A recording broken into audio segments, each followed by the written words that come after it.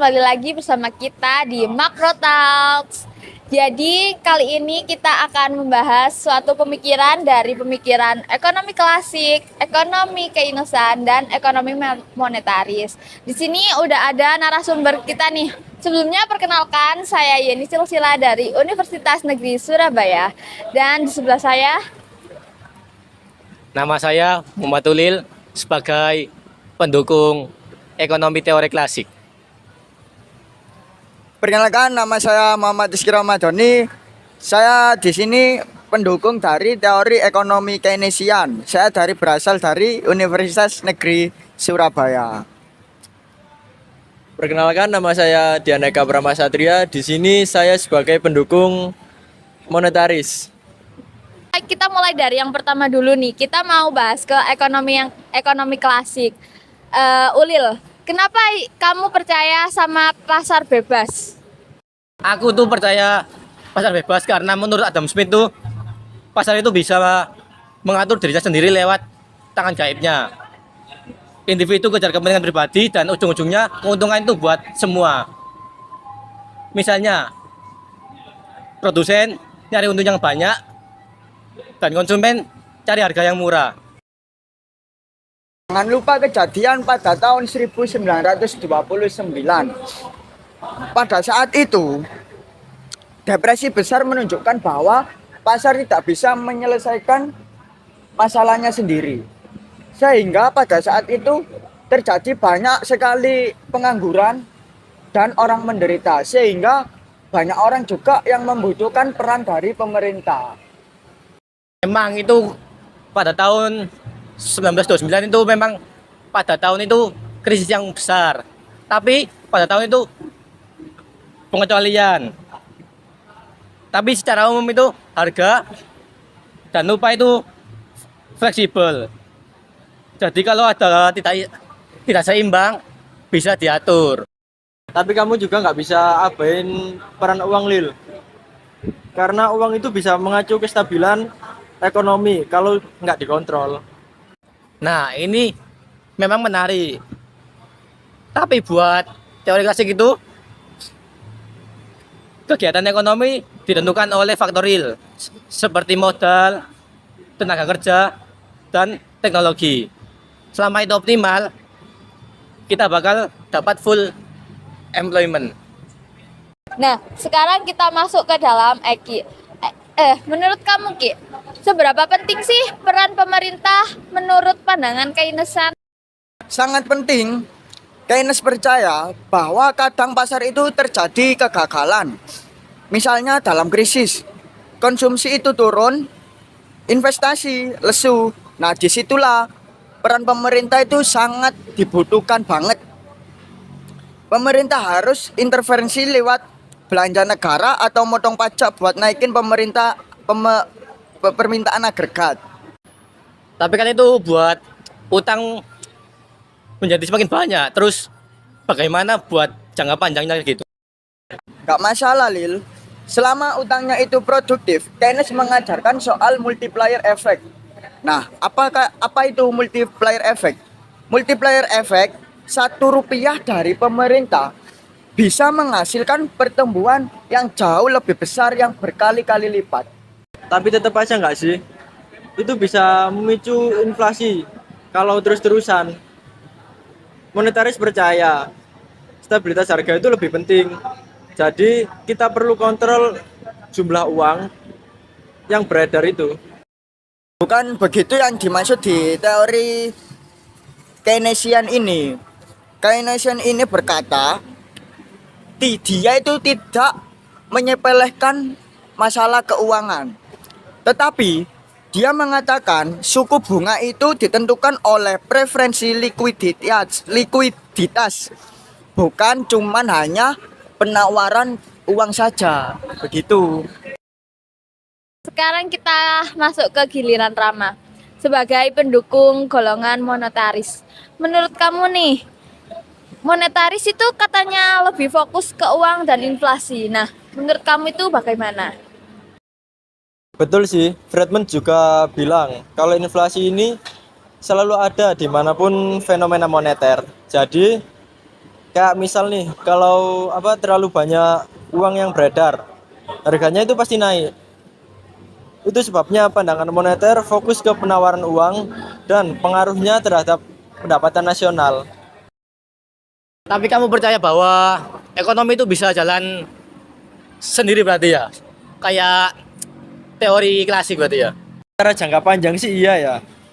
Kami setuju bahwa pandangan monetaris itu pasar bisa mencapai full employment. Tapi buat jangka pendek, perubahan jumlah uang beredar itu sangat mempengaruhi output. Tapi uang itu nggak selalu langsung jadi konsumsi. Terkadang seseorang itu menyimpan uangnya sendiri sebagai bentuk tabungan.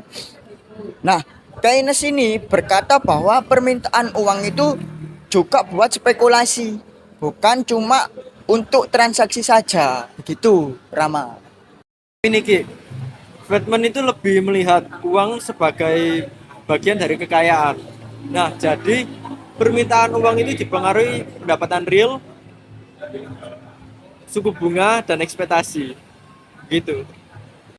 Nah, sekarang kita masuk ke teori yang versi terbaru antara klasik baru dan Keynesan baru. Nah, menurut kamu Ulil, eh, klasik baru itu kayak versi upgrade teori atau bagaimana? Bisa dibilang begitu sih. Klasik baru tuh percaya pada ekspektasi rasional. Pelaku ekonomi bisa memprediksi kebijakan pemerintah dan efeknya itu bisa fatal. Makanya kami anggap kebijakan ini itu seringkali sia-sia. Tapi Lil ya, bagi kami yang pro dengan teori ekonomi Keynesian baru itu percaya bahwa harga dan upah tidak sefleksibel itu, apalagi dalam jangka pendek.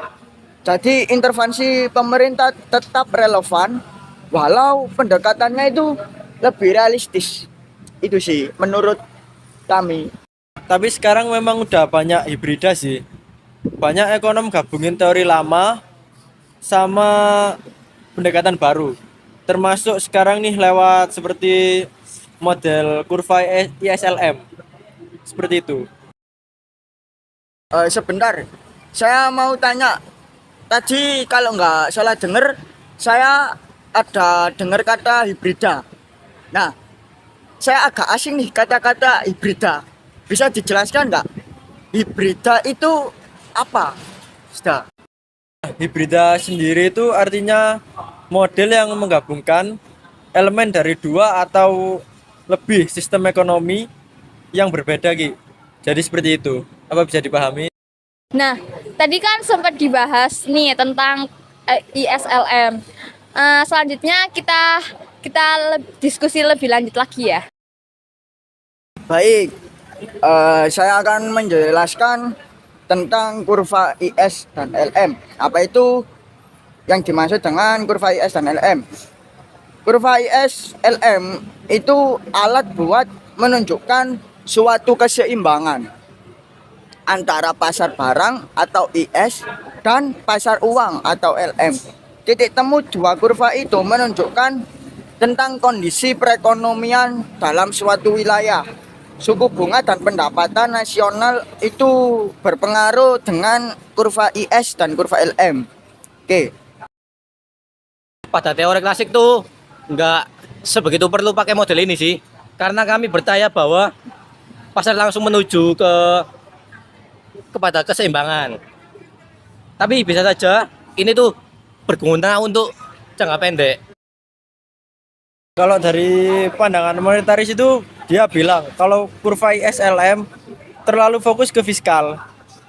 Jadi kami percaya kebijakan moneter lebih efektif. Apalagi dalam jangka panjang.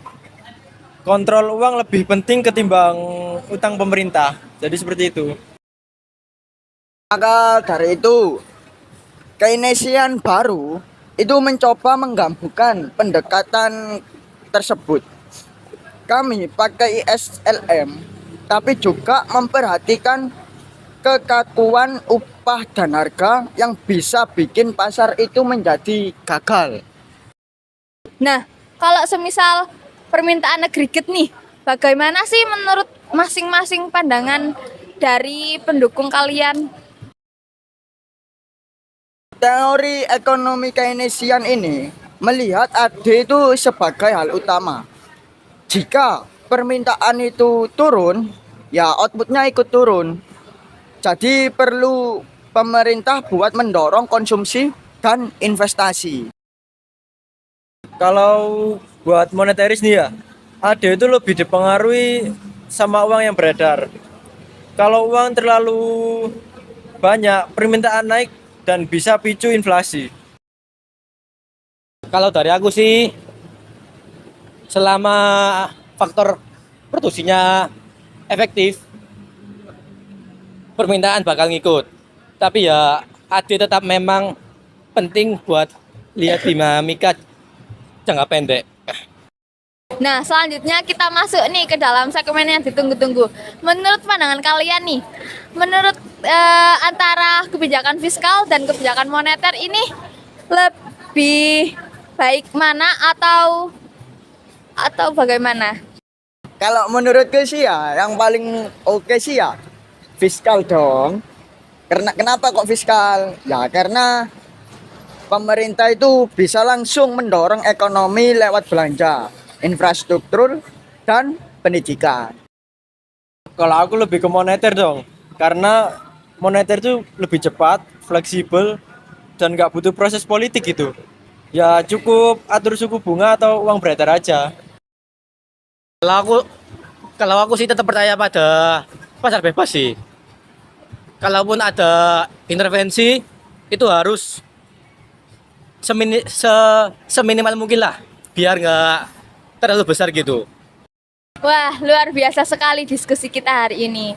Dari pandangan dari Adam Smith sampai Friedman, dari Sailau sampai ISLM. Jadi, bagaimana kesimpulan dari pandangan kalian masing-masing? Ya, untuk kesimpulannya saya menyimpulkan di sini itu tidak ada satu teori yang selalu melulu itu benar. Jadi menurut saya dari teori pandangan Keynesian, dari pandangan moneter, dari pandangan klasik itu semua itu benar, tergantung di mana posisi kondisi ekonomi di suatu wilayah itu seperti apa. Jadi semua itu bisa dipakai tergantung dengan situasi dan kondisinya. Nah, bener tadi ya, Ding, yang dikatain sama Bung Eki tadi sih, bahwa pasar itu bisa bekerja sendiri, tapi juga kadang butuh dorongan. Nah, ada yang nggak kalah penting juga nih yang terakhir, yaitu jaga stabilitas uang. Jika uang yang beredar terlalu banyak itu bisa menyebabkan inflasi. Itu sangat bahaya. Nah, benar, inflasi kan juga bisa mempengaruhi keseimbangan dalam perekonomian di suatu wilayah. Jika inflasi tersebut tinggi, maka tidak seimbang perekonomian di suatu wilayah tersebut. Mantap, Bung Eki. Nah, sekarang kita sudah di penghujung podcast Macro Talks. Nah, itu tadi perbedaan pendapat antara narasumber kita. Kita beri apresiasi terlebih dahulu untuk narasumber yang sangat luar biasa ini.